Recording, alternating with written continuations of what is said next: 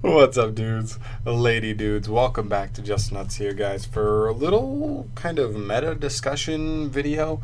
It's not about the entire meta as a whole, it's more so just about Burning Abyss and where the deck sits now and the kind of interesting position I feel that it's in, and that it's more so now in that position than it has ever been before. Not saying it's higher tier than it's ever been before, because it's not even tier 1, so I don't think that's not really what I mean there, but I do think it's a pretty powerful tier 2 contender, and definitely a rogue option that definitely has a niche spot and definitely can beat meta decks fairly consistency, especially with a strong pilot, strong build, all that stuff. Anyway, if you didn't know, we just got this new card, Cherubini, this new link too on your screen next to me, right over there, and it's pretty damn good. And whenever I talk about support on this channel, when I talk about videos about like potential support for this deck, or support actually came out for this deck, let's talk about it. I think about 3 qualities overall that I like to or 3 factors, we'll say 3 factors of a card or support in general, in how it affects the deck, to really see how impactful it's going to be. Those 3 factors are, in my opinion, power, utility, and consistency. Those are the 3 big factors for me when I'm looking at support.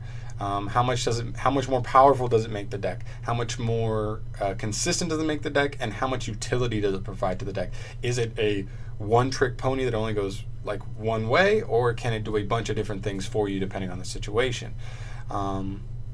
So lo and behold, Cherubini does all 3 of those things really, really well. If you don't know what Cherubini does, she has like first things first, a protection clause where once per turn, if she would, I don't remember if it's leave the field or be destroyed specifically, you can send any other card you control to the graveyard instead, which is a really nice, like, sure, like, you probably want to keep her in a lot of situations. You just send another monster that just is worth less to you, or a face down card or something, you know what I mean? Which is a decent protection effect. And then also her main effect, once per turn you can send 1 Burning Abyss monster from your deck to the graveyard, and if you do, she gains attack equal to that monster's attack until the end of this turn, I believe. I think it's the end of that turn. I don't think it goes to the end of your opponent's turn, but still, really, really good. Actually, you know what? I have it with me. Let's make sure we have it all the way right. Sorry, you can target any Burning Abyss monster you control, can target something other herself. So if you have another one, you can actually make them pretty big. They gain the attack and defense equal to the attack and defense of the monster sent until the end of this turn. Great.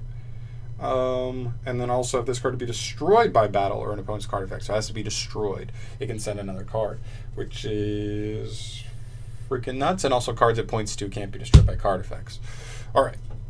First effect, not letting things be destroyed by card effects that it points to. That just keeps your Burning Abyss monsters from popping themselves. This makes for much more ease of spamming the field and not having to worry as much about awkward situations with, Burning Abyss monsters in hand mixed with other monsters in hand that are still good, but they will cause the BAs to pop themselves. You can just special them to zones Cherubini points to. She will not let them pop themselves, which is really awesome.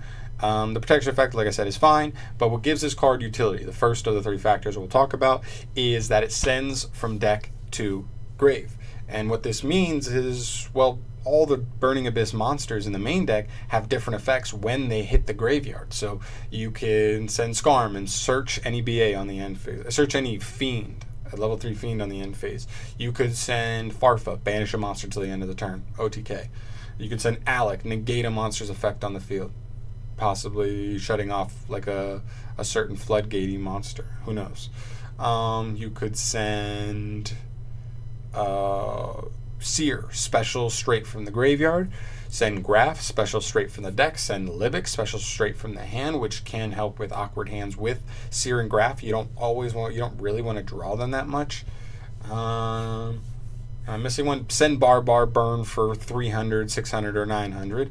And Calcab. You can bounce one back row, which is actually decent in this metagame. You bounce a multi-roll. Everything that was on that multi-roll gets banished. You bounce you bait a roar from Salamangrates because they just have to chain it to that. I don't even know if it's worth negating, but it doesn't really matter.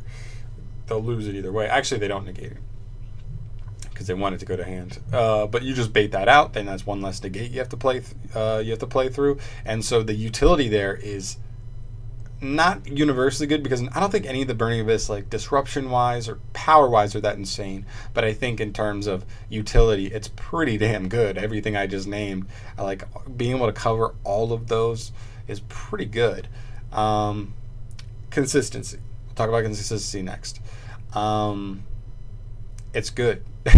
It does. It helps the consistency a lot, just in the sense that sometimes you could open up hands that were like, okay. Like before, you would open up hands where you just kind of made Dante and then hoped for a good Dante mill. But now you make Cherubini. Cherubini sends Graph, specials one from deck.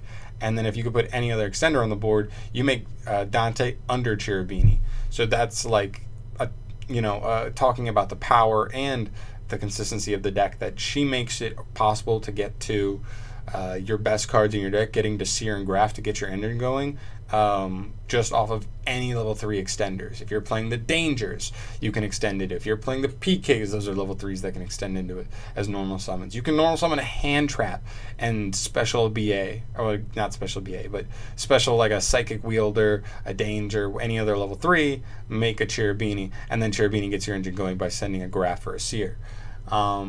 So it's just way more focused on what you're doing. It's just a walking Foolish Burial that you can summon with any, usually you can summon it with any hand you should be opening up, which is just amazing.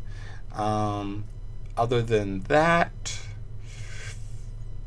trying to think, power. When you're talking about the power of the deck, it's not a huge increase. It's more so consistency and utility, but it does increase the power. Like I said, sometimes, like you think about what 2 monsters would get you before. 2 monsters would get you a Dante, and you mill 3 and hope for a good mill. Now, 2 monsters gets you Cherubini.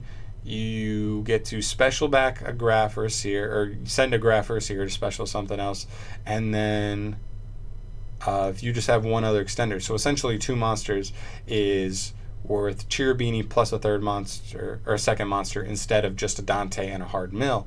And then if you can have any other extender to get a level 3 on board, then you make Dante. So for very minimal extra cost, you're getting Cherubini and Dante, or essentially Beatrice, which is really good.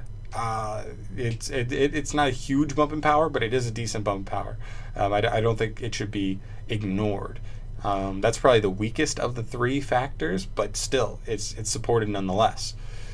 So there you go. That's why Cherubini makes the deck much better. I think Cherubini will legitimately, almost single-handedly, bump this deck solidifiably, that's not the word, certifiably into Tier 2. I think before it was kind of teetering in Tier 2.5. It was powerful, but it wasn't as consistent. It was pretty consistent, but not consistent enough. Cherubini will make the deck very consistent. You can play control builds. You can play OTK variants. That's the other thing, is that when your opponent plays against Burning Abyss, they have no idea what to expect, because Burning Abyss can be run so many different ways. They can run with the Orcust engine. Orcust engine is already so strong. We already know that. Any deck that can put 2 different named monsters on the board, like BAs do that pretty easy, can incorporate the Orcust engine, and it's nuts. It just extends your combos. Personally, that's not the way I like to go, because Orcust is already going to be like the best deck in the game. I'm not really trying to play the best deck in the game in my deck that I'm playing because it's a rogue deck and I love it. The PK engine is very strong in here.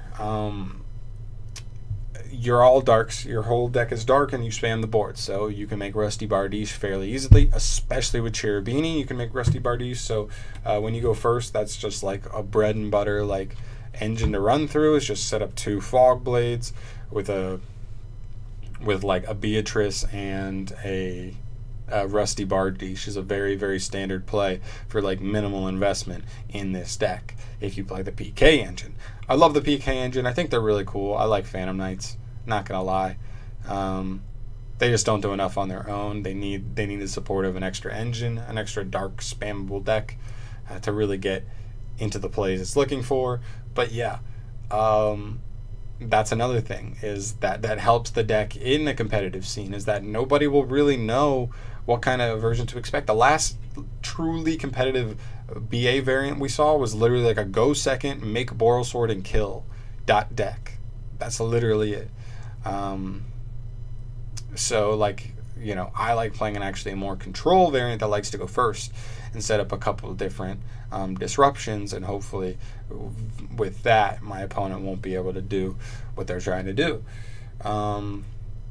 And you can run it whatever way you want, which is a huge I think plus for the deck, and just for a duelist in general. Like, playing a deck that only can really do one thing, it can sometimes be draining. But if you play a deck like Burning Abyss, you can change it up all the time and play it different ways, different times, and it'll be a blast. So I love that as well.